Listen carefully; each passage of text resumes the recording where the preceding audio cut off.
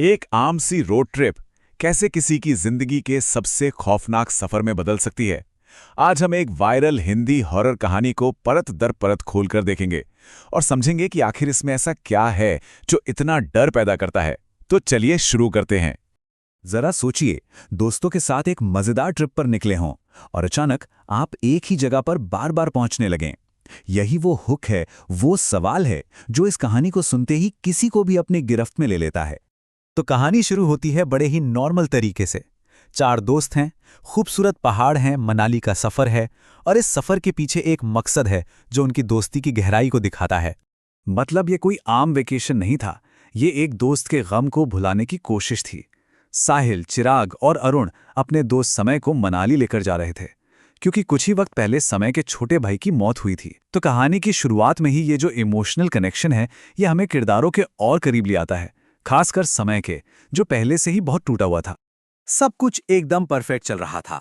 Road trip, मस्ती, मजाक और फिर उन्हें मिली खतरे की पहली आहट, एक ऐसी चेतावनी जिसे उन दोस्तों ने मजाक समझकर हवा में उड़ा दिया। और ये जो चेतावनी थी ना, ये कहानी का सबसे जरूरी हिस्सा है। होटल के रिसेप्शनिस्ट ने उन्हें साफ साफ कहा था कि शाम 6 बजे से पहले रोहतांग से लौट आना, क्योंकि रोहतांग का मतलब ही होता है लाशों का ढेर। इतना ही नहीं, उसने एक मायावी साये के बारे में भी बताया था जो रात में भटकने वालों को अपना शिकार बनाता है। और बस यहीं से शुरू होता है असली खेल। रोहतांग पास से देर रात को लौटते हुए जब चारों तरफ घना कोहरा था, तब दोस्तों को एहसास होने लगा कि कुछ बहुत गड़बड़ है। ये पत्थर, ये सिर्फ एक मील का पत्थर नहीं, बल्कि उस भयानक लूप का सेंटर पॉइंट था जिसमें वो लोग फंसने वाले थे। पहली बार जब उन्होंने इसे देखा तो लगा चलो बस 28 किलोमीटर और, लेकिन वो नहीं जानते थे कि ये 28 किलोमीटर कभी खत्म ही नहीं होंगे। यहीं पर कहानी दिमाग से खेलना शुरू करती है।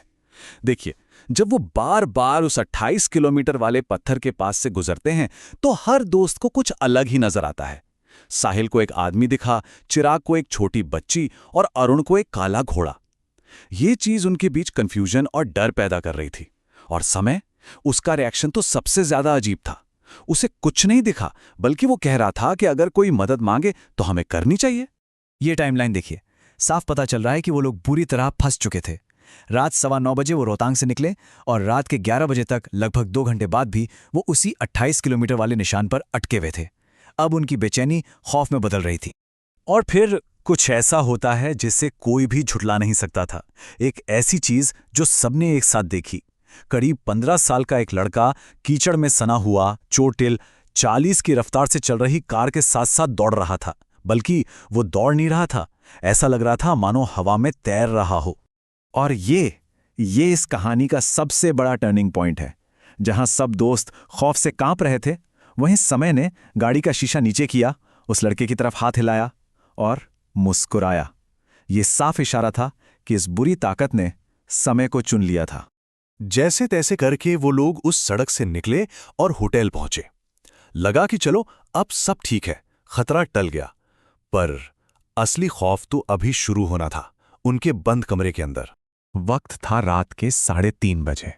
कहते हैं ना, ये शैतानी ताकतों का वक्त होता है और कहानी यहां अपने पीक पर पहुंचती है। साहिल की आंख खुलती है एक लोरी की आवाज से, वही लोरी जो एक माँ अपने बच्चे को सुलाने के लिए गाती है। लेकिन यहां इस वक्त ये लोरी मौत का संगीत बन जाती है। और ये सीन शायद इस कहानी का सबसे ज्यादा डरावना हिस्सा है।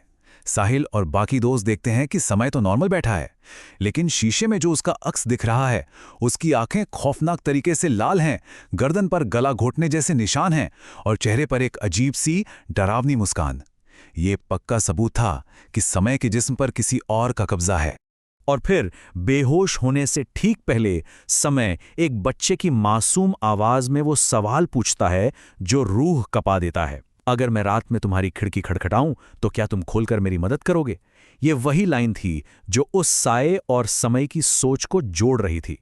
इस भयानक रात के बाद दोस्तों को समझ आ गया था कि ये मामला उनके बस का नहीं है। अब उन्हें समय को बचाने के लिए कुछ तो करना ही था और उन्होंने एक आखिरी कोशिश की। वो होटल वाले की सलाह पर एक स्थानीय पंडित जी के पास जाते हैं और पंडित जी देखते ही समझ जाते हैं कि हुआ क्या है। वो बताते हैं कि एक बुरी आत्मा ने समय के दुख और उसकी कमजोरी का फायदा उठाया है और उसके मरे हुए भाई का रूप लेकर उसे अपने जाल में फंसा लिया है। अब कहानी अपने अंजाम की तरफ बढ़ती है। उस आत्मा से छुटकारा पाने के लिए पंडित जी एक पारंपरिक पूजा पाठ करते हैं। इसमें 3 स्टेप्स होते हैं। पहले नजर उतारी जाती है, फिर झाड़ फूंक और मंत्रों का जाप होता है और आखिर में एक पूजा की जाती है। और पूजा का असर फौरन दिखता है। समय को उल्टी होती है और उसमें से एक गाढ़ा काला लिक्विड निकलता है, मानो वो शैतानी ताकत उसके जिस्म को छोड़कर जा रही हो। तो हाँ, बुराई तो चली गई, लेकिन अपना निशान छोड़ गई। समय अब बिल्कुल ठीक है, शायद उसे कुछ याद भी नहीं। लेकिन साहिल, जिसने ये सब अपनी आंखों से देखा, उसके दिमाग पर यह हादसा एक गहरे जख्म की तरह रह गया है। वो लोरी आज भी उसे रात में सपनों में डराती है। और कहानी यहीं खत्म हो जाती है, पर एक सवाल छोड़ जाती है। क्या वो साया सच में चला गया, या फिर वो अब भी सपनों में लौट कर आता है? ये हमें सोचने पर मजबूर करता है कि क्या कुछ डर इतने गहरे होते हैं कि वो खतरा टल जाने के बाद भी कभी हमारा पीछा नहीं छोड़ते।